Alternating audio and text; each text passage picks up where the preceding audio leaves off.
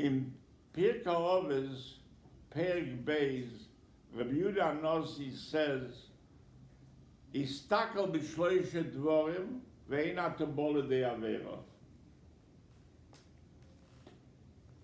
Which are the three things you shouldn't come to do in an avera? Rabbi Yehuda Nossi says,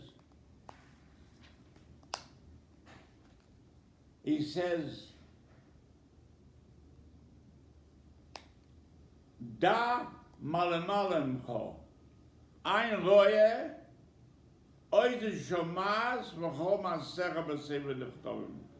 Understand and be convinced that there's someone upstairs looking with supervision over you, and he sees with eyes and ears, and everything you do is written by Sefer Nechtovim. That's Rabbi Yehuda Nossi. Akaved b'mehalel comes in Perek Shlish, he says, "Istakel b'shloishe dvorim ve'ein atobole de avera." Which are the three things you should look into?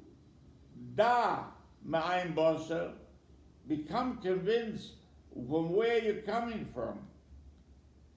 Metipes rucha, lo'ona tohelech, levima v'soleya, ולבני מיתה תעשו ליתן דין וחשבון לפני מלך מלכי המלוכים הקדוש ברוך הוא. So, two Tatnoim, two sages, two Talmidei Chachamim, scholars have given two ways how to prevent for you to do an Avera.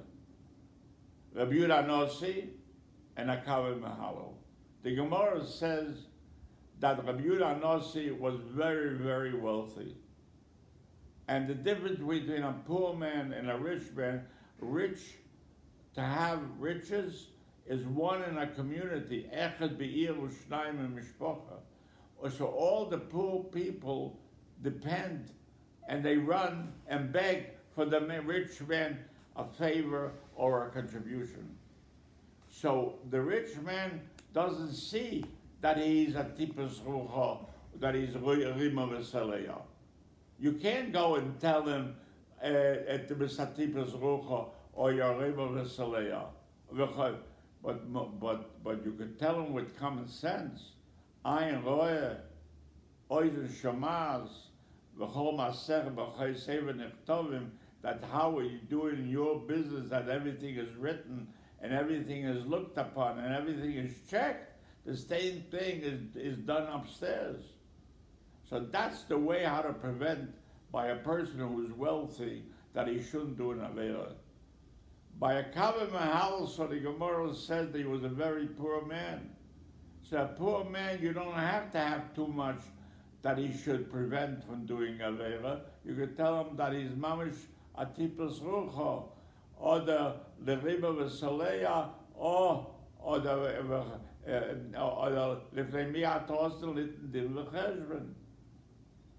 now, the Ramban, when he wrote a letter to his son, writes,